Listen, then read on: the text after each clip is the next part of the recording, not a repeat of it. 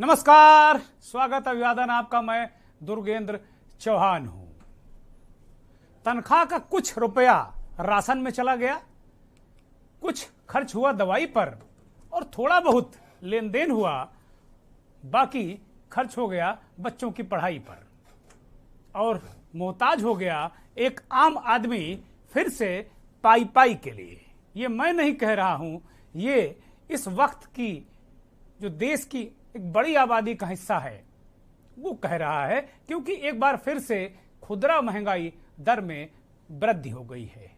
घटती आय के बीच आसमान छूती महंगाई से आम आदमी पर चौतरफा मार पड़ी है। बीते एक साल में पेट्रोल, डीजल, सीएनजी, पीएनजी, रसोई गैस, दूध, दही, यहां तक कि मट्ठा, चीनी, दाल से लेकर खाने के तेल की कीमतों में भयंकर उछाल आया है। जी हां, मैं भयंकर शब्द का प्रयोग कर रहा हूं, भयंकर उछाल आया है। सब्जियां भी बहुत महंगी हो गई हैं। इससे कम आय, नौकरी पेशा और निम्न मध्यम वर्ग की मुश्किलें बहुत ज्यादा बढ़ गई हैं। हालात ये हैं, जो हालात हमने बयां किए ये हम नहीं कह रहे हैं, बल्कि केंद्र सरकार के उपभोक्ता मंत्रालय के ताजा आंकड़े कह रहे हैं। आम आदमी पर महंगाई की मार सिर्फ जरूरी वस्तुओं की कीमत बढ़ने से ही नहीं हुई है, बल्कि एक साल में लगभग एक साल का वक्फा हो गया। पेट्रोल, डीजल, सीएनजी, पीएनजी से लेकर रसोई गैस की कीमतों में जबरदस्त उछाल देखने को मिला है। जहां लोग सीएनजी भरवाने के लिए लाइन लगवाते थे या लाइन लगती थी, उनके लिए ये बड़ी चिंता की बात है कि सीएनजी के दाम पेट्रोल से भी ज्यादा हो गए हैं या पेट्रोल की कीमतों को पार कर गए हैं। मतलब आम आदमी को हाल फिलहाल महंगाई से राहत मिलती नहीं दिख रही है। मंथन में आज आम आदमी की बात।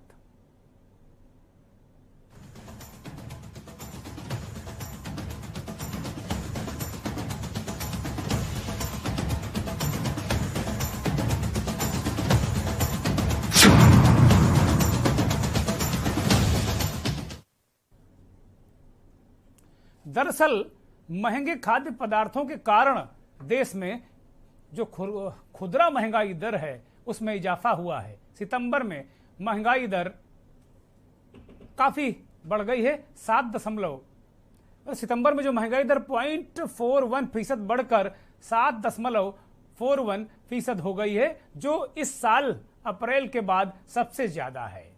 सरकारी आंकड़ों में बताया गया है कि अगस्त में यह 7% थी। आधिकारिक आंकड़ों के अनुसार खुदरा महंगाई दर जुलाई में 6.71% थी और पिछले साल अगस्त माह में यह महंगाई दर 5.3% थी। महंगाई बढ़ने का जो प्रमुख कारण है, अनाज, खाने पीने की चीजें और सब्जियों के दाम में जो तेजी से उछाल आया है वो माना जा रहा है। लगातार 9वें महीने में खुदरा मुद्रास्फीति आरबीआई के 6% के टॉलरेंस लेवल यानी उपभोक्ता सहनशीलता स्तर से काफी ऊपर चली गई है। सितंबर 2021 में महंगाई दर 4.3% थी। आप कल्पना कर सकते हैं, सितंबर जो हमने इस साल अभी जो बीता है सितंबर, उसके आंकड़े हमने आपको बताए, उसमें 7.41% महंगाई दर है और पिछले साल इसी सितंबर मास में यह दर 7.41 और 4.3% थी। अब अंतर आप देख लीजिए कितनी वृद्धि हुई है, मतलब भयानक वृद्धि हुई एक साल के अंदर। इस तरह पिछले साल की समान समयावधि की तुलना में खुदरा महंगाई दर 3.11% अधिक है। इसे भयंकर कहा जा सकता है। एक साल के अंदर अगर खुदरा महंगाई की दर 3.11% बढ़ जाए तो इसे भयंकर कहने में मुझे कोई गुरेज नहीं। अप्रैल के बाद सितंबर में महंगाई की दर में यह सबसे बड़ी उपलब्धि कहेंगे इसको, क्योंकि जो दिलजले लोग हैं इसे उपलब्धि कह रहे हैं, महंगाई से जो पीड़ित हैं, जबकि ये वास्तव में सबसे बड़ी वृद्धि दर्ज की गई है। अब आरबीआई के सामने एक बड़ी चुनौती है, क्योंकि उसे बताना होगा कि वह खुदरा मुद्रास्फीति को 2 उसे 6% के दायरे में रखने में क्यों विफल रहा, क्यों कामयाब नहीं रहा? क्योंकि केंद्र सरकार ने आरबीआई को यह सुनिश्चित करने का जिम्मा दिया है कि खुदरा मुद्रास्फीति 2 से 6% के बीच ही रहे। अब क्या महंगाई को काबू करने के लिए फिर से आरबीआई रेपो रेट में वृद्धि करेगा? इसके अलावा सरकार क्या कुछ ऐसे कड़े फैसले ले सकती है? कोई अन्य चीजें सामने आ सकती हैं कि लोगों को जो भयंकर महंगाई है, कमर तोड़ महंगाई है, उससे राहत मिल जाए? क्योंकि देश में मनाया जाने वाला सबसे बड़ा त्योहार दीपावली अवसर पर है। तो क्या दीपावली और धनतेरस पर इस बार आम आदमी, ये दोनों महत्वपूर्ण त्योहार, क्या आम आदमी सुख चैन से नहीं मना पाएगा? क्योंकि भयंकर महंगाई है, खाने पीने की चीजों से लेकर जो भी आप उठाकर देख लीजिए, जो भी कुछ खरीदने की कोशिश कीजिए, भयंकर महंगाई उसमें है। लोगों को अपनी ख्वाहिशें तो दूर, जरूरतें पूरी करने में मुश्किलें आ रही हैं। हम आज इसी पर मंथन करेंगे, इसी पर विशेषज्ञों के साथ चर्चा करेंगे, पॉलिटिकल पार्टी के लोग भी होंगे। उससे पहले आपको देश के अलग अलग शहरों से, आज चूंकि करवा चौथ है और करवा चौथ की देश भर की माताओं बहनों को ढेर सारी शुभकामनाएं। आज करवा चौथ है, हमने एक एंगल आज इसमें लिया है कि चूंकि आज तमाम सुबह से माताएं बहनें करवा चौथ की खरीदारी करने के लिए बाजारों में निकली और बाजारों से ये आवाज हम तक आई कि बहुत महंगाई है। तो आज हमने देश भर के प्रमुख स्थानों के कुछ बाजारों में अपने संवाददाताओं को भेजा और उन बहनों से, उन माताओं से, उन बेटियों से बात करने की कोशिश की। उसे सुनिए, गौर से सुनिए। महंगाई तो पहले के कंपैरिजन, लास्ट के कंपैरिजन में इस समय बहुत ज़्यादा इंक्रीज हुई है। उसमें क्या करना है, तो जैसे पहले हम 4 चीज़ें बनाते थे, अब उसको कम करने के लिए हमें बाकी खर्चे को ही मैनेज करना होता है। उसमें हमें अपने हाथों के खींचना पड़ा, उसके बाद तो हम कुछ कर नहीं सकते अपना। हम लोगों को समस्या सबसे बड़ी यही है कि आमदनी में तो कोई बढ़ोतरी हुई नहीं है और हर चीज के इतने ज्यादा रेट बढ़ गए हैं कि हम लोग कैसे क्या मैनेज करें घर को। भाई घर वाले तो उतना ही देंगे ना जो उनके पास कमाई हो, उसके प्रॉफिट तो कोई बढ़ाया नहीं गया, ना किसी चीज में मार्जिन बढ़ाया गया है। और घर के बाकी सिलेंडर 1100 रुपए का कर दिया गया है, तो हम लोग कैसे मैनेज करेंगे उसको। रिफाइंड के तो रेट बढ़े हुए हैं, सरसों तेल के तो रेट बढ़े हुए हैं, सब्जी भाजी तो इतनी बढ़ी हुई है, दालें आले तो इतनी बढ़ी हुई, कैसे हम लोग मैनेज करें। महंगाई वगैरह तो है पर चल जाता है, घर का सब खर्च चल रहा है सब आराम से। पर है थोड़ा महंगाई, मतलब थोड़ा डिस्टर्बेंस भी हो रहा है, पर ज़्यादा नहीं है, पर ठीक चल रहा है हमारे हिसाब से। बहुत महंगाई बा, कई बाजार नहीं ले, कैसे ले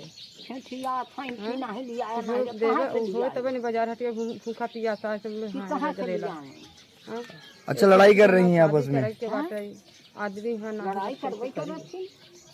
महंगाई कारण कुछ हो नहीं पाया। बहुत बाटे नहीं तो कोनो चीज सामान नहीं ले पाए है तो कैसे लड़का पूजा करे। कमाई कुछ नहीं बा, कहाँ से करी। कमाई कुछ नहीं, महंगाई ज्यादा है। महंगाई ज्यादा है। बच्चे आपके व्रत हैं? हाँ, बच्चे व्रत हैं। मतलब भगवान के भरोसे है सब कुछ। भगवान के भरोसे है सब। महंगाई का कुछ ला नहीं पाए हैं। कुछ नहीं ले आई पाए है। ऐसे चौथ के आज त्योहार बाटे, बहुत लोग वहाँ से भूखी है, कैसे को महंगाई कुछ ले नहीं पावत है। अच्छा, महंगाई के कारण कुछ ले नहीं पा रही हैं? हाँ, कुछ नहीं ले पावत है। कोई त्योहार में कुछ हुआ नहीं? नहीं, कुछ नहीं हुआ बात है। सब खाली खाली है। हाँ, सब खाली है, इसलिए बहुत लोग भूखी भर है। भूखी भर है? हाँ, भूखी भर। जब भाई कुछ नहीं कैसे का कर सकत है। अच्छा, हाँ। क्या मार्केट आप लोग नहीं गए? नहीं, जब पैसे बाद कहाँ से मार्केट जाएगा। हाँ, पर थोड़ा बहुत तो बढ़ा है जरूर ही। किस पे रेट बढ़ चुके हैं पहले से? अभी जो सरकार चल रही है इस समय चावल पर बढ़ा है ज्यादा। सिर्फ चावल पे बढ़ा है? चावल पर बढ़ा है, फूल माले पर बढ़ा है। को लेकर आप कुछ कहना चाहते हैं? हाँ, महंगाई तो बहुत बढ़ गई है, हर चीज में सारा सामान महंगा मिल रहा है। क्या चीज जैसे कि महंगाई में बढ़ोतरी आई है कुछ आप? चावल महंगे हैं, पूजा की चीजें महंगी है और दालें महंगी हो गई है, सब्जियां महंगी हो गई है। महंगाई की कीमतें बढ़ती जा रही हैं, इस पे फैमिली पर बहुत असर आ रहा है। खासकर जो है मुखिया पर घर के ज़्यादा बोझ बढ़ रहा है। अब सैलरी उतनी ही है और करना सब कुछ उसी में है। इस वजह से थोड़ा सा गवर्नमेंट को ये चाहिए कि थोड़ा सा सैलरीज या तो फिर इंक्रीज करे लोगों की और फिर उसमें या तो फिर कीमतों को थोड़ा सा घटाए। हम पहुंचे हैं यहाँ देवबंद की जो महिलाएं हैं, मातृशक्ति हैं, हम इनसे बात करेंगे कि किस प्रकार जैसे एक महंगाई का एक ये बहुत बड़ा जो एक दबाव महिलाओं के ऊपर पड़ता है गृहस्थी चलाने का, कैसे अपने परिवार को, किस तरीके से अपने परिवार को देख रेख कर रही हैं और इस महंगाई के दौर में क्या क्या उनके सामने समस्या आ रही हैं। हमारे बीच में कुछ महिलाएं हैं हम जो अपने परिवार को भी संभालती हैं। ये करवा चौथ का त्यौहार है और कोरोना भी लगा था, उसके बाद से कैसे हालात परिवार के हुए, महंगाई का कितना असर इस बार त्यौहार पर देखा जा रहा है? इस बार असर बहुत ज़्यादा है क्योंकि हम जैसे हम अपनी खरीदारी करते थे वो भी हम नहीं कर पाए और हस्बैंड ने भी हमें मतलब जैसे हम सोचे थे खरीदारी करने के लिए वो सब नहीं हो पाया, बजट क्योंकि बहुत ज़्यादा डाउन है।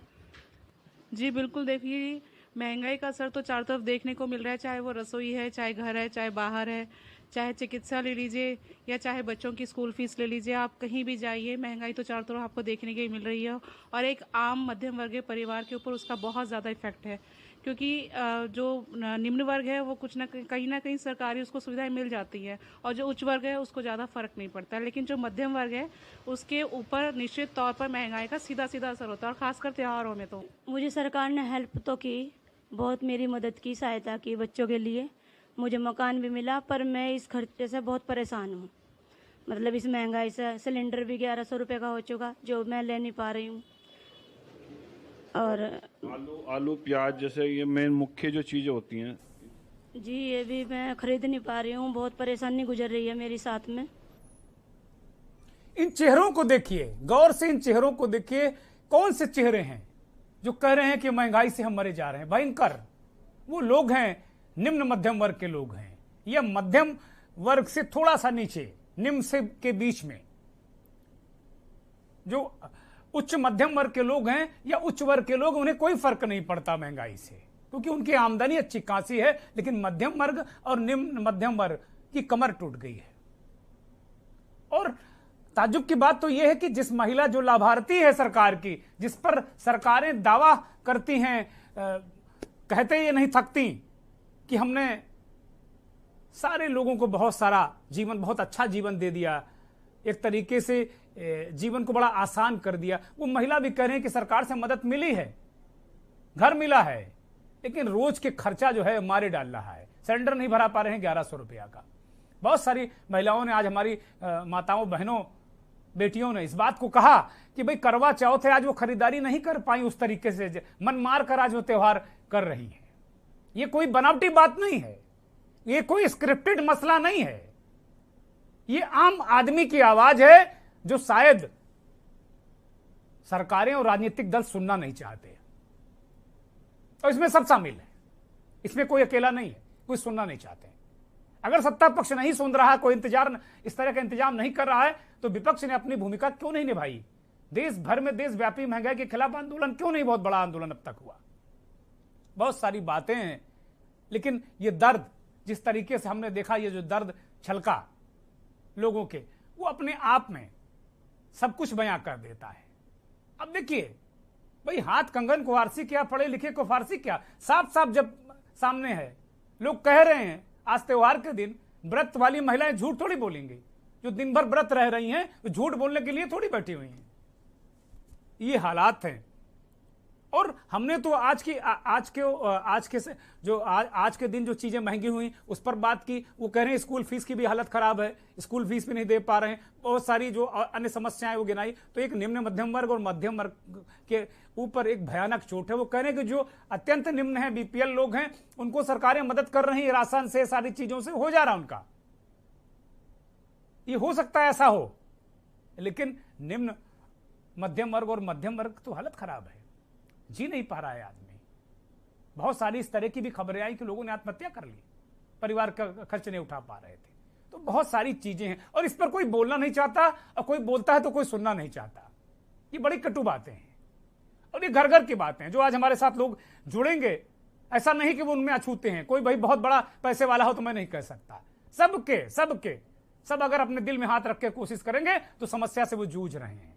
कोरोना जो 2 साल का एक पीरियड रहा है, उसमें बहुत सारी नौकरियां गई। हाल में भी एक रिपोर्ट आई थी, मैं देख रहा था, 2 करोड़ नौकरियां गई। नौकरियां जाना, तनख्वाहें उसी तरह रहना, महंगाई आसमान पर छूना। पीएनजी, सीएनजी, पीएनजी जिससे हम कुकिंग गैस के रूप में उसको इस्तेमाल करते हैं, और सीएनजी तो रिकॉर्ड हो गया। उत्तर प्रदेश का कानपुर शहर है, यहां सीएनजी की कीमतें पेट्रोल से ऊपर हो गई। मुझे अच्छी तरह याद है कि 2005 में भूरीलाल कमेटी ने प्रदूषण से मुक्ति के लिए ग्रीन गैसेस की सिफारिश की थी और डंडे मार मार कर जो पब्लिक ट्रांसपोर्ट था, चाहे बसें हो शहर के अंदर चलने वाले, चाहे टेम्पो हो, डंडे मार मार कर लोगों को सीएनजी के लिए बाध्य किया गया था।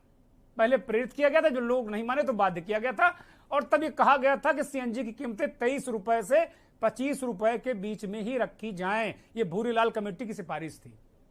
आज देखो क्या स्थिति हो गई है। पर्यावरण की फिक्र नहीं,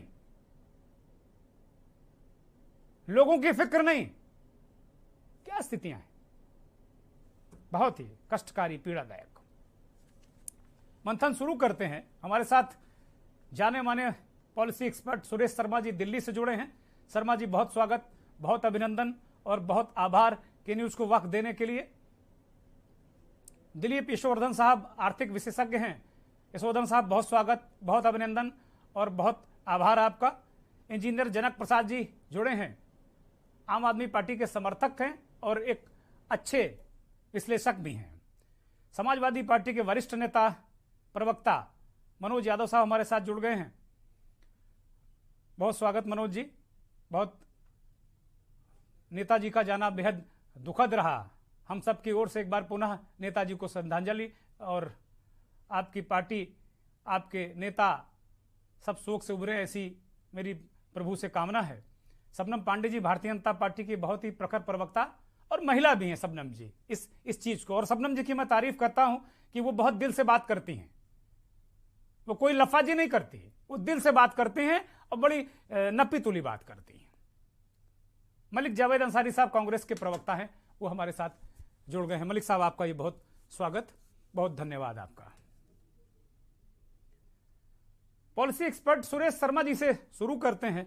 शर्मा जी, खुदरा महंगाई की दर पिछले साल जो सितंबर का महीना था उसके मुकाबले 3.11% ज्यादा है। हाहाकार मचा हुआ है और इसका रिफ्लेक्शन नीचे तक आ रहा है। अभी हमने तमाम बहन बेटियों माताओं के रिएक्शन सुनाए, आपने सुने होंगे।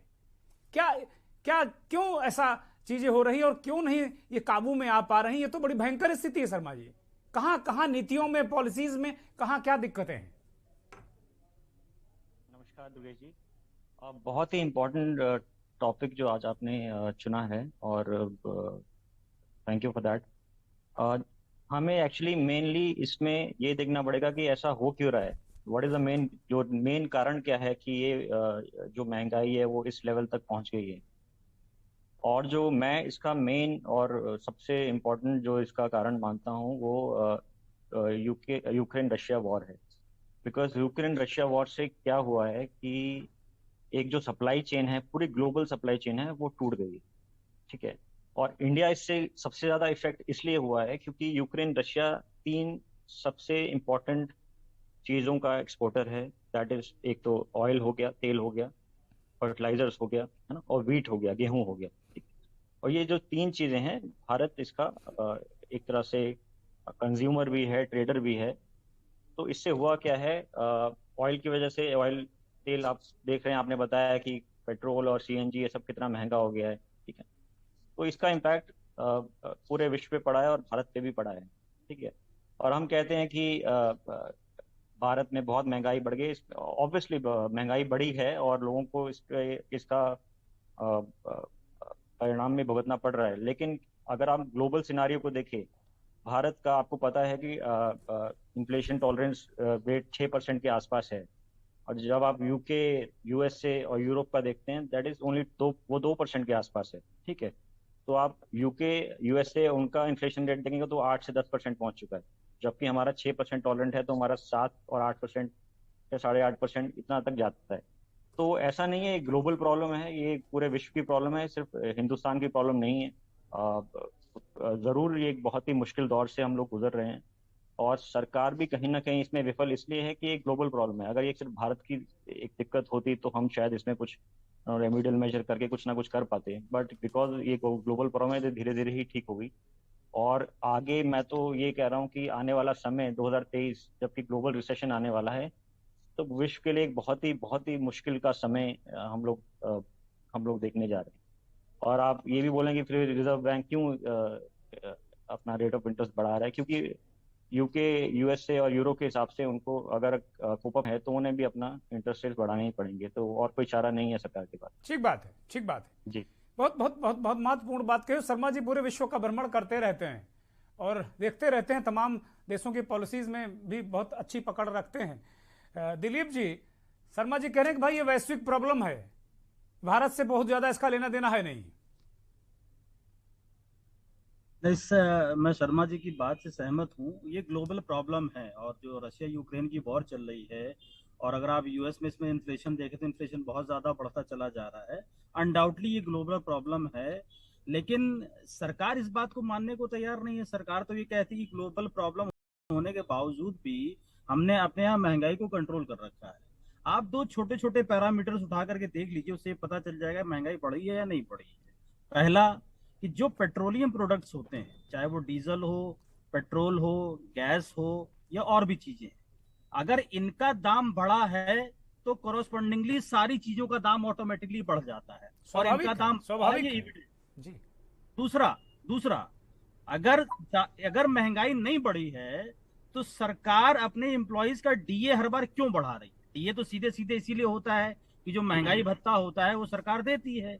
सरकार अपने एम्प्लॉयज का डीए तो बढ़ाती चली जा रही है, तो जो सरकारी है वो उस खर्चे को कोप अप कर ले रहा है। लेकिन जो सरकारी एम्प्लॉय नहीं है, जो middle class self employed person है या जो लोअर क्लास का व्यक्ति है, उसको तो कोई डीए नहीं मिल रहा है, तो वो उसको कोप अप कैसे करेगा? दूसरी चीज, मैं बार बार इस बात को कहता हूँ कि जब हम अगर घर की बात करें, ये देश भी हमारा घर है, चाहे घर की इकोनॉमी हो चाहे कंट्री एज ए होल की इकोनॉमी हो, हमारे पास जब कोई एक्स्ट्रा खर्चा पड़ता है या कोई एडिशनल बर्डन पड़ जाता है तो हम कुछ अपनी जो एक्स्ट्रा चीजें होती हैं, जो फालतू की चीजें होती हैं, उनको हम रोक लेते हैं और उस पैसे को हम जरूरी चीजों में खर्चा कर देते हैं।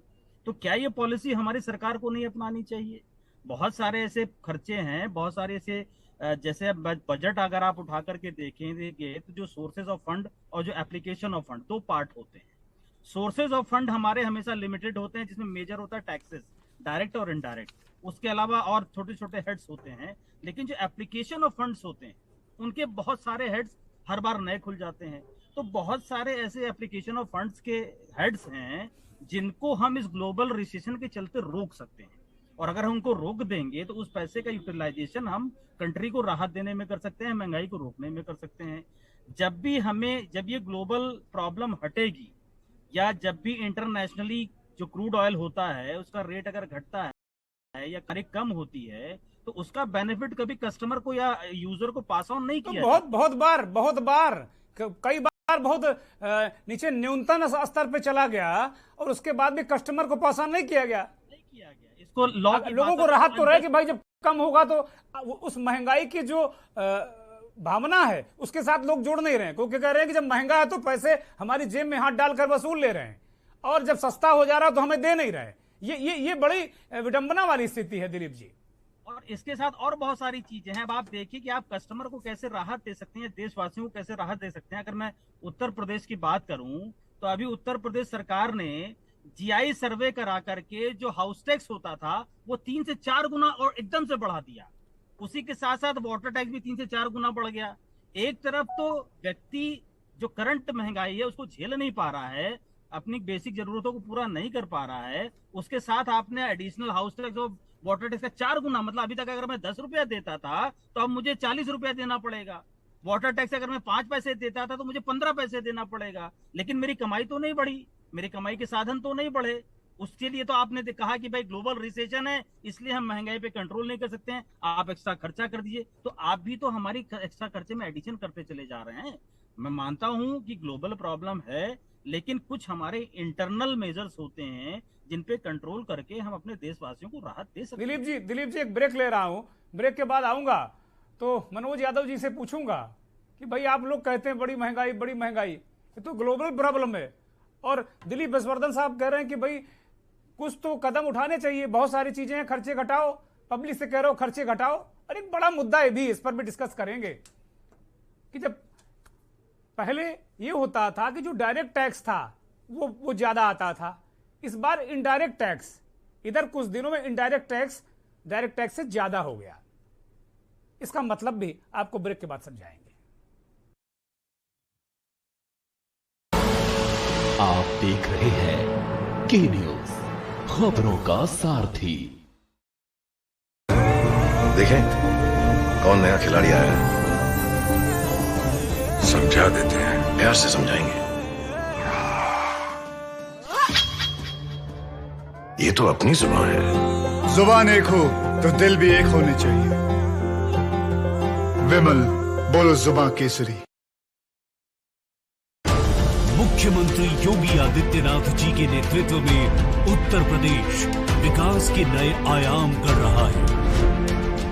उत्तर प्रदेश के लोगों ने मिलकर योगी आदित्यनाथ जी के नेतृत्व में उत्तर प्रदेश की पूरी तस्वीर बदल दी है। उत्तर प्रदेश का हर कोना नए सपनों को लेकर के, नए संकल्पों को लेकर के अब तेज गति से दौड़ने के लिए तैयार हो चुका है।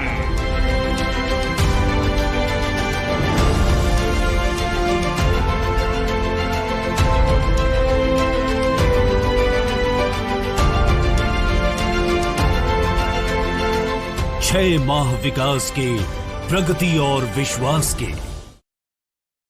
गोल्डी हिंग का तड़का लगे तो सभी दबा के खाते हैं। गोल्डी हिंग, कण कण में जान। फिट रहना है तो फिटनेस हेल्थ ऑयल ले आओ। You are correct. करेक्ट होता है बाबूजी। सही बोले हैं, तो ले आइए फिटनेस हेल्थ ऑयल। देखें कौन नया खिलाड़ी आया है, समझा देते हैं, प्यार से समझाएंगे। ये तो अपनी जुबान है। जुबान एक हो तो दिल भी एक होने चाहिए। विमल, बोलो जुबान केसरी। आप देख रहे हैं के न्यूज, खबरों का सारथी। ब्रेक से वापस आ गए हैं और सीधे मनोज यादव जी इसके पास चलेंगे। मनोज जी, ब्रेक से पहले मैंने कहा था कि भाई ये डायरेक्ट और इनडायरेक्ट टैक्स का झमेला है। पहले डायरेक्ट टैक्स जो होता था, प्रत्यक्ष कर और अप्रत्यक्ष कर या परोक्ष कह सकते हैं उसको। प्रत्यक्ष कर वसूला जाता है कारपोरेट से, और जो अप्रत्यक्ष कर है वो हमारी आपके जेब में हाथ डालकर निकाला जाता है। पूर्व में ये था कि कारपोरेट से जो वसूला जाने वाला टैक्स ज्यादा था और आम आदमी की जेब से उतना टैक्स नहीं निकलता था। अब वो अलग हो गया है। अब आम आदमी की जेब से टैक्स भी निकाल रहे हैं, इनकम टैक्स भी ले रहे हैं, जीएसटी भी ले रहे हैं, दूध भी ले रहे हैं, दही भी ले रहे हैं, छोड़ेंगे नहीं कोई। और उसके बाद भाई ग्लोबल समस्या तो है ही। क्या मूल वजह क्या जड़ है आपकी नजर में मनोज जी? देखिए दुर्गेन जी, निश्चित तौर पे आपके एक्सपर्ट शर्मा जी ने बड़ी बेहतर ढंग से महंगाई के रीजन दे दिए, ग्लोबल समस्याओं को टच करते हुए, और मौजूदा जो सरकार है उसको टच तक नहीं किया। एक सवाल भी नहीं पूछा कि सरकार क्या कर सकती है अथवा क्या नहीं कर सकती। तो जब देश में चर्चा, दिलीप जी ने निश्चित तौर पे तमाम सारी बिंदुओं को रखा, सरकार का क्या कदम उठ सकता है, क्या उठना चाहिए, तो निश्चित तौर पे अगर सरकार के लोग सुन रहे होंगे तो वो शायद उनको खुलेगा। लेकिन इस देश में एक नया चलन शुरू हुआ है कि कोई भी देश की समस्या हो, महंगाई, बेरोजगारी और भ्रष्टाचार, कुछ भी हो, उसको या तो ग्लोबल लेवल पे डाल दीजिए। अगर ग्लोबल लेवल पे वो सेट नहीं हो रहा है तो उसको निगेटिव को पॉजिटिव शो करा दीजिए और उसके इतने कसीदे पढ़ दिए जाएं कि लोगों को महंगाई न लगे, वो राष्ट्र हित में विकास लगे, राष्ट्र हित का टैक्स लगे। कुछ ऐसा फीलिंग्स मुझे लगता है विगत 3-4 सालों से ये ऐसा फीलिंग हुआ है। मैं एक छोटा सा एग्जांपल देता हूं। आपने भी कई दशक देखे होंगे और मैंने भी कई दशक देखे हैं, सरकारों को देखा है, यूपीए, एनडीए और सारे डीए जितने हैं सबको देख डाला। कभी किसी पेट्रोल पंप पे आपने 2014 से पहले ये सुना कभी, मान लीजिए मेरी सरकार है, मैं यूपीए का समर्थक था या किसी और की सरकार है, अगर किसी पे माइक आईडी लगी और पूछा गया कि पेट्रोल के दाम बढ़ रहे हैं, तो क्या किसी ने कहा कि नहीं, हमारे पास बहुत बड़ा इकोनॉमिस्ट है मनमोहन सिंह, हम उसको पालने के लिए इतना महंगा तेल डलवाने के लिए तैयार है? क्या आपने कभी सुना? नहीं सुना। मैं बड़े लो लेवल पे बात करना चाहूंगा डिबेट में, बहुत हाईएस्ट लेवल को टच करने में मेरे ख्याल से जिन जिन महिलाओं को, जिन जिन लोगों को आपने टच किया, वो समझ नहीं पाएंगे कि उनके लिए सरकार क्या कह रही है और क्या कर रही है। ठीक बात। तो मैं बहुत लोएस्ट के लेके चल रहा हूँ, लेकिन ये 14 के बाद एक ऐसी सरकार आई जिसके समर्थकों ने, जिसके मानने जानने वालों ने कहा कि साहब पेट्रोल 200 रुपए लीटर मिले, हमें कोई फर्क नहीं पड़ता, हमने शेर पाल रखा है। तो भाई जाहिर सी बात है, अगर देश ने शेर पाला है तो खर्च तो करना ही पड़ेगा। उसको मांस भी चाहिए, उसको और भी आइटम्स चाहिए, और उसको आरामगाह भी चाहिए, और उसकी मनमानी चलनी चाहिए। शेर का अगर कोई प्रतिबिंब बना के इस सरकार को प्रस्तुत कर रहा है प्रधानमंत्री को, तो शेर मनमानी करता है। शेर किसी पिंजरे में नहीं रहना चाहता, शेर अपनी मर्जी से जिधर मर्जी उधर घूमना चाहेगा। तो महंगाई को लेकर सरकार, और एक बात और मैं बता दूं, इस पैनल में जिम्मेदार बैठे लोग सुन ले, और बड़ी बात कहने जा रहा हूं, मेरे ख्याल से सरकार दोषी नहीं है महंगाई को लेकर। मैं बहुत स्पष्ट रूप से कह रहा हूं, क्योंकि 2014 से इस देश की जनता लगातार बीजेपी को जिता रही, लगातार जिता रही है। लोकसभा जिताया, फिर उत्तर प्रदेश में विधानसभा जिताया, फिर लोकसभा जिताया, फिर तमाम स्टेटों में सरकार बनवाई। तो अगर कोई सरकार बार बार रिपीट हो रही है तो वो सरकार मनमाना करेगी। वो क्यों नहीं मनमाना करे पब्लिक की? और फिर वो मनोज यादव की और दुर्गेंद्र चौहान की बात क्यों सुनेगी? उसके लिए भी तमाम सारे लोग बैठे हुए हैं, उसका विवरण कर देने के लिए, उसकी तमाम सारी चीजों को बताने के लिए। उसने अपना उस तरह से पोलराइज भी कर लिया चीजों को। तो सरकार की गलती कम है, इसमें उन लोगों की गलती बहुत ज्यादा है जो इस सरकार को प्रोटेक्ट करते नजर आ रहे हैं, चाहे वो मीडिया हो, चाहे वो जनता हो, चाहे उस पार्टी के समर्थक हो, और चाहे उस पार्टी के वोटर हो। मनोज जी, बीजेपी के लोग कहते हैं, मनोज जी, बीजेपी के लोग कहते हैं कि भाई लोकप्रियता है, आपकी लोकप्रियता उतनी नहीं है, यूपीए की लोकप्रियता नहीं है, आप ढह गए ताश के पत्तों की तरह। वो कहते हैं इस बात को। देखिए, ये भी मैं सारे बिंदुओं पे एक्सेप्ट कर रहा हूँ। मोदी जी शेर हैं, मोदी जी की लोकप्रियता है, मोदी जी इस देश को नए भारत को बनाने के सबसे अग्रणी दूत के रूप में जो कुछ आप कहना चाहें उस पर सवाल उठाएंगे तो बहस दूसरी तरफ चली जाएगी। सवाल ये है कि जनता क्या चाह रही है। मैं जेल जाता हूं, मैं लाठी खाता हूं, मैं महंगाई के मुद्दे पे हमारी पार्टी पे सैकड़ों हजारों मुकदमे एक दिन में दर्ज हो जाते हैं सरकार के द्वारा उत्तर प्रदेश में, लेकिन जनता अगर उस बात से उसको प्रभाव नहीं पड़ता, उसको ये चाहिए। और अब एक बड़ी और जिम्मेदारी वाली बात बता दूं, कौन सा क्लास बीजेपी को सबसे ज्यादा वोट कर रहा है? आप डिबेट में कहेंगे या कोई एक्सपर्ट कहेगा किसान, गरीब और नौजवान बहुत वोट कर रहा है। तो वो समझदार क्लास कहाँ है जो 80 रुपए के प्याज पे आउट कर देता है सरकारों को? अगर 10 रुपए पेट्रोल के दाम बढ़ जाते हैं तो सरकारों को क्रिटिसाइज कर देता है। वो एलीट क्लास, वो सबसे बुद्धिजीवी वर्ग इस देश का किस पे चर्चा कर रहा है? अभी शर्मा जी ने कितने प्यार से कह दिया वो रसिया और ये, अरे रसिया से पहले भी तो साहब इस देश में महंगाई थी, सरकार के क्या कदम थे? इस बात को कोई चर्चा करेगा? कोई कहेगा? अगर आप सरकार को लगातार फ्री आप वे देते चले जाएंगे, सरकार को आप घेरने की कोशिश नहीं करेंगे। सिर्फ विपक्ष की जिम्मेदारी नहीं है कि विपक्ष ये जिम्मेदारी अपनी निभाएगा, विपक्ष चिल्लाएगा और विपक्ष से ही सरकार डर जाएगी। ना ना ना ना ना, 4 स्तंभ है इस देश में, एक स्तंभ नहीं है, और हम एकमात्र स्तंभ हैं। 3 स्तंभ की भी जिम्मेदारी है, और अगर हर व्यक्ति अपनी जिम्मेदारी नहीं समझता है तो निश्चित ये बात बहुत दुर्भाग्यपूर्ण है इस देश के। ठीक बात मनोज जी, ठीक बात है, बड़ी बड़ी बात मनोज जी ने कही है। मलिक जावेद अंसारी साहब, ये कहा जा रहा है कि भाई बड़ी लोकप्रियता है सरकार की, और महंगाई को लेकर आपका क्या नजरिया है?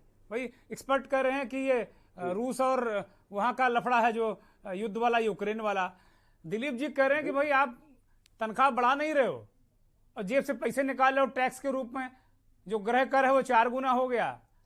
सरकारी व्यक्ति को अगर महंगाई नहीं तो स्वीकार कर लो कि भाई भत्ता आप फिर क्यों दे रहे हो? अगर महंगाई नहीं तो महंगाई भत्ता कर्मचारियों को क्यों दे रहे हो? तो ये कौन जिम्मेदार है इसके लिए?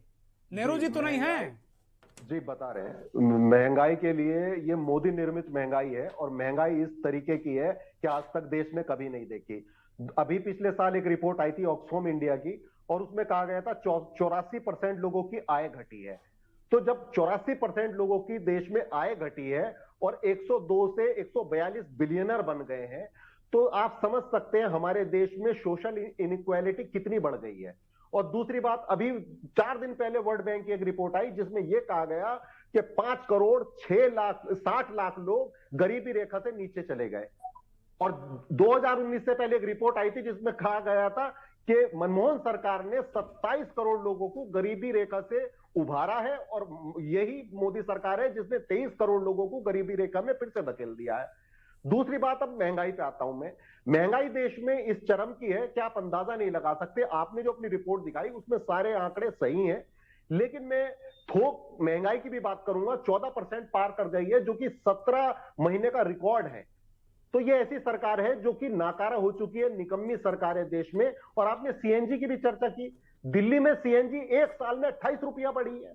और जो हमारे वरिष्ठ पैनलिस्ट हैं, सीनियर पैनलिस्ट हैं, एक्सपर्ट्स हैं, उन्होंने कहा ये ग्लोबल की वजह से है। मैं इनसे पूछना चाहूंगा कि ग्लोबल 28% पेट्रोल कच्चे तेल की कीमतें कम हुई है, और दूसरी तरफ सरकार ने 27 लाख करोड़ से ज्यादा कमा लिया है। और अभी 2 दिन पहले केनरा बैंक ने 8 बजे 2 दिन पहले केनरा बैंक ने 1,29,000 करोड़ कर्ज माफ कर दिया उद्योगपतियों का। तो ये सरकार आम लोगों से लूट रही है और उद्योगपतियों का कर्जा माफ कर रही है। ठीक बात है, ठीक बात है। आप लोगों के टारगेट में आजकल उद्योगपति हैं, ठीक बात है, लेना भी चाहिए, लेना भी चाहिए, ठीक बात है। जावेद साहब, ठीक बात है। आपकी बात आ गई। इंजीनियर जनक प्रसाद, महंगाई के लिए किसको जिम्मेदार ठहराते हैं? कौन है महंगाई की जड़ में? रूस, यूक्रेन या सरकारें, या हम और आप? बोलिए इंजीनियर साहब। मेरा मानना ये है कि जो उद्योगपतियों के, जो हमारे साहब अभी हमारे दोस्त जो बोल रहे थे, उद्योगपतियों का जो उन्होंने टैक्स माफ किया है, उसके बाद लोगों से वसूल रहे हैं धीरे धीरे। आप बताइए, आटे पे जीएसटी लगाने का क्या तुक है? दही पे क्या लगाने का तुक है? नॉर्मल चल रहा था। मट्ठा 5 रुपया बढ़ गया। मैं वही तो कह रहा हूँ। जो 400 ml का वो था जो पैकेट, वो तो 4 रुपये बढ़ गया, 4-5 रुपए। तो अरे इनके गुरुओं का एक सिद्धांत है, इनके गुरुओं का एक सिद्धांत है जो जिसको ये फॉलो करते हैं, नाम लेना नहीं चाहूंगा मैं, कि जब देश की जनता जब नंगी भूखी हो जाएगी ना, तब आपको विकास, जो फ्री की चीज विकास दिखाई देगा आपको। जब आप जब फकीर हो जाओगे तो अपने आप जो छोटी चीज भी वो आपको विकास नजर आएगी। तो ये छोटे लोगों से, नीचे के तबकों से, गरीब लोगों से जीएसटी अपने जेब में ले रहे हैं, प्राइस इंक्रीज करवा रहे हैं इससे, क्योंकि इनको विधायक खरीदने होते हैं। भाई आप देखिए ना, इनपुट कॉस्ट वही बढ़ती जा रही है। तो ये पैसा क्या बीजेपी की जेब में थोड़ी जा रहा है भाई, तो सरकार में जा रहा होगा इंजीनियर साहब। सर एक की बात समझिए, अगर मेरी कॉस्ट जो है 100 रुपए है और मार्जिन मैं 200 की बेच रहा हूं, और हमको कमाना चाहिए 20% मार्जिन, 120 में कमाना चाहिए, तो 80% का जो मार्जिन जो लाला जी के सेट में जा रहा है, जो कंपनियों पे जा रहा है, वो कंपनियां कहां से आ रही हैं? वो मार्जिन जो कमा रही हैं वो कंपनियां कमा रही हैं। और जब इनको विधायक खरीदना होता है तो उसी मार्जिन से खरीद लेते हैं। ठीक बात है। शबनम जी से पूछ लेते हैं। शबनम जी, बड़ी महत्वपूर्ण बातें आपने सुनी, चुकी मैं चाह रहा था कि आप आखिरी में अपना पक्ष रखें इस पहले राउंड के, क्योंकि बहुत सारी बातें आनी थी और जवाब आप ही से सब कुछ चाहिए। कुल मिला के आपने देखा कि एक्सपर्ट कह रहे हैं कि भाई रूस का मसला है, बाकी आपने सुना दिलीप जी कह रहे हैं कि भाई आप कर के रूप में पैसे निकालते जा रहे हैं। महिलाएं जो हमारी, जिनकी आज बहनें माताएं, जो करवा चौथ पर हमने लोगों का रिएक्शन जाना था, तो उनका कहना था कि भाई तनख्वाह बढ़ी नहीं और महंगाई बढ़ गई। इन सब सारे सवालों को एक महिला होने के नाते, एक बहुत वरिष्ठ और जिम्मेदार नेता होने के नाते आप कैसे देखते हैं इनको?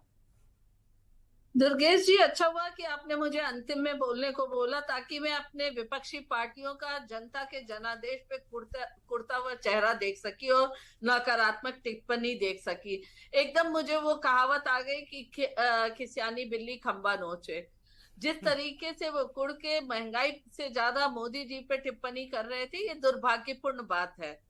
हम सब इसी धरती पे रहते हैं और इस धरती का कोई देश ऐसा नहीं है जो वैश्विक अर्थव्यवस्था से जुड़ा हुआ ना हो। अगर वैश्विक अर्थव्यवस्था से भारत जुड़ा हुआ नहीं होता तो निश्चित तौर पे शर्मा जी की बात को मैं गलत कहती, पर वैश्विक अर्थव्यवस्था की एक भी उछाल और एक भी नीचे जाना हर देश को छूता है, इससे हम लोग इनकार नहीं कर सकते। अगर मैं उत्तर प्रदेश में रहती हूँ या लखनऊ में रहती हूँ, तो लखनऊ के बाजार में जो कुछ होगा उसका असर मेरे घर पे भी होगा, मेरे पड़ोसी के भी घर पे होगा। कोई ये नहीं कहेगा कि मैं फलाने पार्टी का हूं तो नहीं होगा, मैं फलाने पद पे हूं तो नहीं हो। सब्जी अगर हमें 10 रुपए किलो अगर कुछ मिलेगा तो दूसरे को भी 10 रुपए किलो ही मिलेगा। तो वैश्विक अर्थव्यवस्था का जो अनिश्चितता का माहौल है, भारत में नहीं है, पूरे विश्व में है। पर उसके बावजूद भारत ने अपनी विश्व की छठी अर्थव्यवस्था, सुन लीजिए, देखिए बीच में इंटरफेयर मत करिए। सब्जियां बाहर से आ रही हैं, यूके से आ रही है सब्जियां देश में। शबनम जी को बोलने दीजिए। देखिए उन्होंने नहीं डिस्टर्ब किया किसी को, एक बार बोलने दीजिए। शबनम जी को बोलने दीजिए, उन्होंने किसी के बीच में नहीं बोला, बहुत धैर्य से सुना है। उनको सुनिए, फिर आप सवाल पूछिएगा उनसे। बोलिए शबनम जी। फिर आपको पता चलेगा कि आपने कितनी नकारात्मक सोच सामने रखी है। सुन लीजिए अच्छे से। देखिए, अगर विश्व में युद्ध होता है किसी देश के बीच में तो उसका असर निश्चित पड़ना है। सदी की सबसे बड़ी महामारी जिसने किसी भी देश को अछूता नहीं रखा, भारत पे भी उसका असर रहा। उसके बाद आपूर्ति से जुड़ी बाधाएं आई जो कि कोरोना के बाद से शुरू हुई, क्योंकि जो हमारा सप्लाई चेन है वो ब्रेक हो गया, जो कि सदियों से चल रहा था वो ब्रेक हो गया। उसको जुड़ाते और आज आपूर्ति की जो बाधा है वो भारत में भी है और विश्व के हर कोने में। और अगर जो हमारे साथी यूपीए के हैं, जो उस वक्त यूपीए सरकार में थे, वो कहते हैं कि आज महंगाई बढ़ी है। हम तो कहते हैं, हमारी सरकार भी कह रही है महंगाई बढ़ी है, हम महंगाई भत्ता दे रहे हैं, लेकिन महंगाई के बावजूद छठी अर्थव्यवस्था से हम विश्व के 5वीं अर्थव्यवस्था तक भी पहुंचते हैं। हम ये भी मानते हैं कि दूध में जीएसटी बढ़ाया है, लेकिन 2009 में जो दूध 22 रुपए लीटर मिलता था, 14 में जब इनकी सरकार गई 36 रुपए लीटर किया। पर आज 10 साल बाद भी हम 91 रुपए लीटर पे बेच रहे हैं। तो आप सोचिए। और अगर आप महंगाई दर देखना चाहते हैं तो मैं चार्ट दिखा सकती हूँ, मेरे पास अभी है, मैं चार्ट दिखा दूं। इसमें महंगाई दर यूपीए सरकार के 5 साल का अगर देखा जाए, 9 से लेके 14 तक तो डबल डिजिट का रहा और 7% पे तो कभी रहा। आ रहा हूँ मनोज जी, आ रहा हूँ। अभी जावेद भाई आ रहा हूँ, शबनम जी को कंप्लीट करिए प्लीज। इस तरीके से महंगाई दर बढ़ा, महंगाई, और आज महंगाई अगर बढ़ रहा है इन सब परिस्थितियों की वजह से, तो ये भी देखिए कि अंतिम पंक्ति में खड़े व्यक्तियों को मुफ्त खाद्यान्न देना, जन कल्याणकारी योजनाओं के तहत तमाम चीजों का मुफ्त उपलब्धता सरकार ने कराई है। सरकारी कर्मचारियों को या अधिकारियों को 4% महंगाई भत्ता बढ़ाया है। और आप देखिए, लगातार सरकार इस पर चिंता करते हुए उस पर कार्रवाई कर रही है। और अगर बात करते हैं ये कि पेट्रोल डीजल के क्रूड ऑयल का जब रेट घटता है तो सरकार घटाती नहीं है, तो मैं इनका 2014 के पहले 105 रुपए था क्रूड ऑयल का दाम वैश्विक स्तर पे, और इन्होंने कितने में पेट्रोल बेचा था? 71 रुपए में। और हम शबनम जी, आप लोगों के होड़ में जनता मरी जा रही है। आप लोग यूपीए एनडीए होड़ लगाए हुए हो, उसमें जनता मर रही है शबनम जी। और गरीब को आपने राशन दे दिया शबनम जी, गरीब को राशन दे दिया, ऊपर वाले को महंगाई भत्ता दे दिया। हम और आपका क्या होगा? हम लोग तो लोअर मिडिल क्लास के लोग हैं, मर जाएंगे। दुर्गेश जी, इस बात से कोई इनकार नहीं करता महंगाई बढ़ रहा है। और महंगाई अगर भाई, मैं तो प्राइवेट नौकरी करता हूँ, न्यूज चैनल में नौकरी करता हूँ, मुझे कोई महंगाई भत्ता नहीं मिलता, मेरा क्या होगा? बता रही हूँ, जब मेरे पिताजी कमाते थे तो मासिक वेतन 500 रुपए पाते थे। जब मेरे पति कमाने लगे तो शुरुआत किया 5000 से, और जब मेरे बच्चे शुरू कर रहे हैं तो उससे बढ़ा। तो महंगाई तो बढ़ती है और सैलरी भी बढ़ती है, उसके अनुपात में हमेशा यही दिक्कत है कि सरकार जो सरकारी सैलरियां बढ़ी, महंगाई भत्ता बड़ा, सारी चीजें, लेकिन जो प्राइवेट जगह नौकरी करता है, छोटे छोटे 8000, 7000, 10000, 15000 की नौकरी करते हैं, उनकी हालत खराब है शबनम जी। दुर्गेश जी, जो मेरी आवाज आ रही है? जो आ रही है, शबनम जी को ले लूं, लेता हूं आपको जी। जो पैनल पे बैठे हमारी विपक्षी पार्टियां इस बात को आंख बंद करके कहती है कि ये वैश्विक नहीं है, तो मुझे ये जानने की जरूरत है तो फिर जब वैश्विक ऐसी परिस्थिति 2009 से 14 में नहीं था तो फिर आपने डबल डिजिट पे महंगाई दर नोटबंदी वैश्विक थी क्या? नोटबंदी वैश्विक थी? सबनम जी ये जावेद साहब मनोज यादव को ले लेते हैं। सबनम जी प्लीज जावेद बोलिए, जावेद अंसारी बोलिए। सबनम जी आपकी बात लगभग आ गई, जावेद बोलिए। मैं जवाब दे दूं। जनक प्रसाद जी आपके पास आ रहे हैं। पहले जावेद साहब, मनोज यादव, फिर आपके पास आता हूं। बोलिए जावेद साहब, बोलिए। सवाल उठाए उन्होंने कहा 10% थी और 20% थी हमारे वक्त पे। मैं इनसे पूछना चाहता हूं, सिलेंडर हम 400 का बेच रहे थे और 1100 का आप बेच रहे हैं, तो कितने परसेंट 2013 में कितने की थी सिलेंडर? 410 का था, आप 410 का था और आप 1100 का बेच रहे हैं। और दूसरा, पेट्रोल डीजल हम 55 रुपए लीटर बेच रहे थे, 55 से 60, और आप 90 पार बेच रहे हो। और दूसरा, डीएपी खाद जो है ना, 101 रुपए लीटर था, आप 2000 की बेच रहे हो। आप तो ऐसे लोग हो जिसने रोटी पे भी टैक्स लगा दिया, दिवाली पे दिवाला निकाल दिया जनता का, और खाद पे आपने 5% जीएसटी लगा दिया, ट्रैक्टर पे 12% लगा दिया, और कीटनाशक पे 18% जीएसटी लगा दिया। अब तो डर ये है चौहान साहब, कई बार मुस्कुराहट पे भी जीएसटी न लगा दे। सबनम जी बढ़ गई है, आज ही रिपोर्ट आई, बढ़ गई है भाई, 7.41% हो गई सितंबर वाली, बढ़ गई है थोड़ी।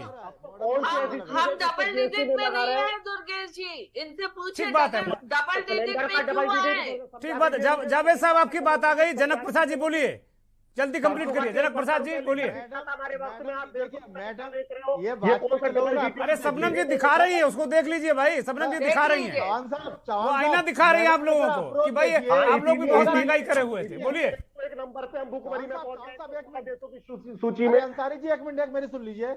आप ये देखिए, मैडम का अप्रोच देखिए कि लोग कष्ट में हैं, तो वो ये दिखा रही हैं कि मोदी जी के सक्सेस से कुंठित है हम। ये प्रॉब्लम है, समस्या नहीं। कुंठित तो आप दिख रहे हैं, आप जनता के जनादेश पे टिप्पणी करते हैं, ये कुंठित होना नहीं तो और क्या है? आपने हिंदू मुस्लिम करके गुमराह किया लोगों को, आपने हिंदू मुस्लिम गुमराह किया है। यहाँ पे उधर मत जाइए, आप इधर उधर मत जाइए, महंगाई पे रहिए। आप जिस तरीके से टिप्पणी कर रहे हैं, ठीक करें, महंगाई पे रही भाई, महंगाई पे जवाब दीजिए। दिलीप जी, ये तो बड़ा टेढ़ा मसला है। सबनम जी पूरी यूपी वाली लिस्ट लेकर बैठी हैं कि $105 प्रति बैरल क्रूड ऑयल था, तब यूपी में 71 रुपए पेट्रोल बेच रहे थे। 92 रुपए क्रूड ऑयल आज का रेट है, 92 रुपए क्रूड ऑयल है। आप 120 पे आप बढ़ा देते हो, आप अच्छा कम हो रहा है तो घटाओगे नहीं? आप अब घटाना चाहिए। मैं तो साफ तौर पे, सब्सिडी का मतलब क्या होता है? ओवरऑल आप देखिए, महंगाई दर पे चर्चा करिए। महंगाई दर क्यों डबल डिजिट पे था? नहीं सबनम जी, जो $105 प्रति बैरल जो आप बात कर रहे हैं, वो कुछ ही समय के लिए रहा होगा। ऐसा नहीं कि बहुत लंबे समय तक रहा हो और 71 रुपए बेच रहे हो, ऐसा नहीं होगा। आप आंकड़े चेक करिए। तो फिर क्यों नहीं घटाया इन्होंने? अच्छा, तो आपने गांठ बांध ली कि इन्होंने नहीं घटाया, तो हम भी जनता को राहत नहीं देंगे। कसम खा ली आपने भी। कल्याणकारी योजना के तहत जनता को बारी बारी से बोलिए, एक एक करके बोलिए, नहीं तो पब्लिक को सुनाई नहीं पड़ रहा है कुछ। कि कब इन्होंने जनता को मुफ्त अनाज, अरे हमारा किसान सम्मान योजना के तहत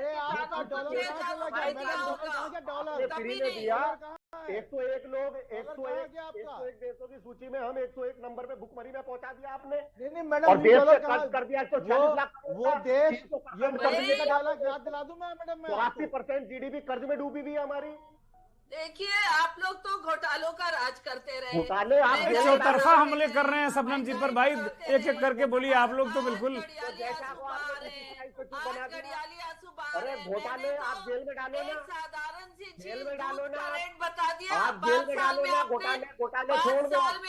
27 लाख करोड़ देखिए, 27 लाख करोड़ रुपया आपने देश की जनता का जो पैसा कांड गया वो। जनक प्रसाद जी जरा थोड़ा थमिए। जावेद साहब कुछ कह रहे हैं। जावेद साहब बोलिए, आपस में क्लैश हो रही, आवाज सुनाई नहीं पड़ रहा दर्शक को। पेट्रोल से कमाया है और वो सारा उद्योगपतियों का कर्जा माफ कर दिया है। चलिए, 1 लाख करोड़ का कर्ज माफ किया इन्होंने, 10 लाख करोड़ के लोन माफ किए।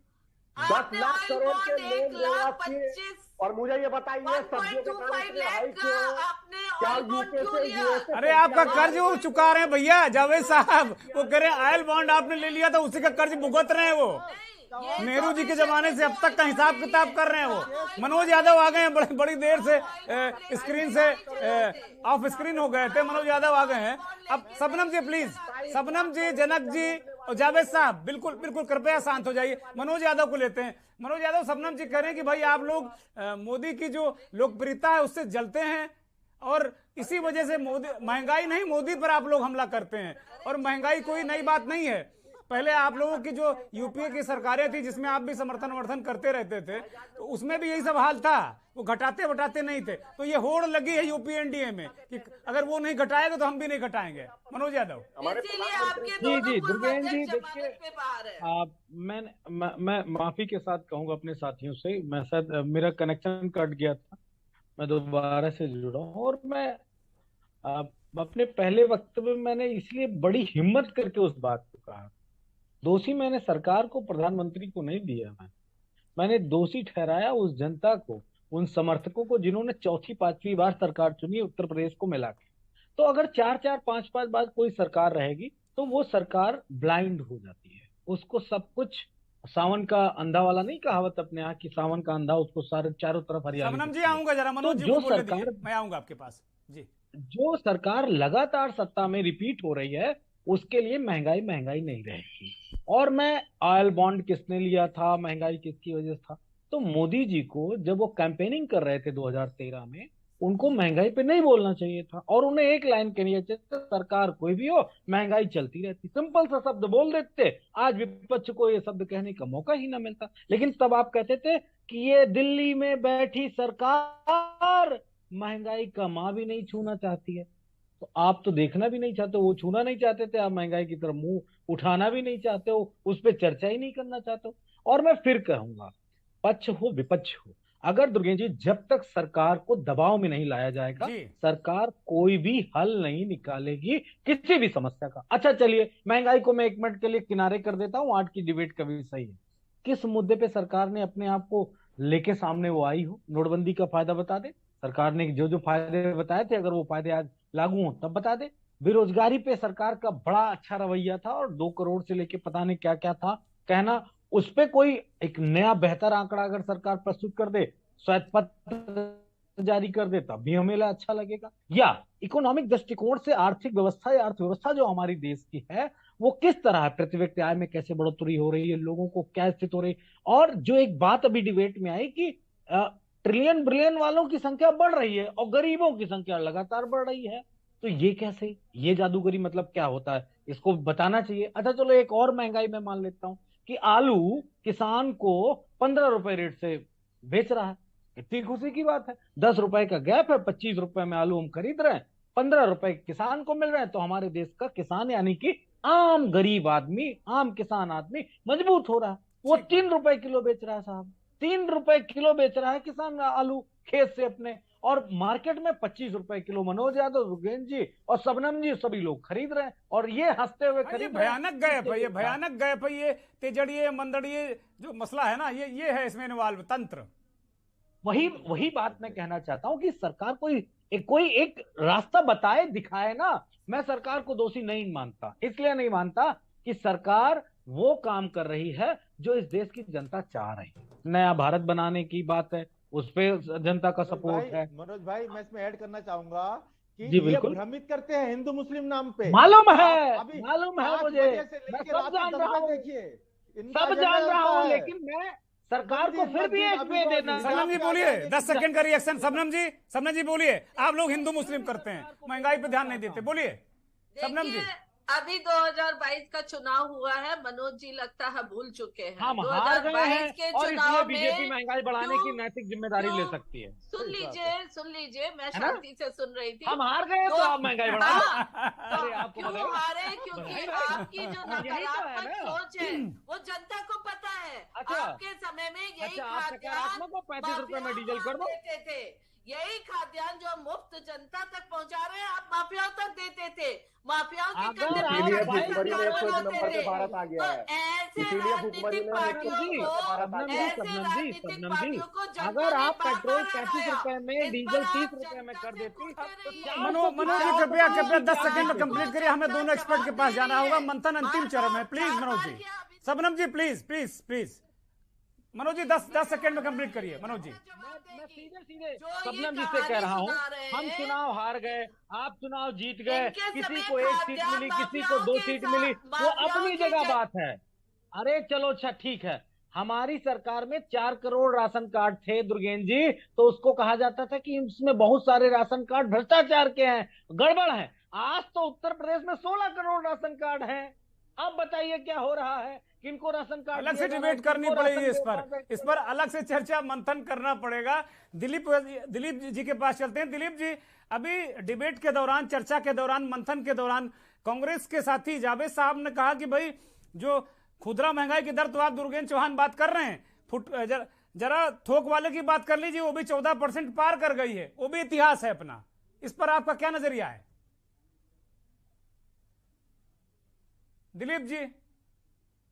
जी चौहान साहब, जावेद साहब ने कहा, जो हमारे पैनलिस्ट है, कांग्रेस के नेता हैं, वो कह रहे हैं कि आप खुदरा महंगाई के लिए घूम रहे हैं, जो थोक महंगाई दर है वो भी 14% हो गई है, पार कर गई है, वो ये भी रिकॉर्ड है। महंगाई हर तरफ बढ़ रही है चौहान साहब।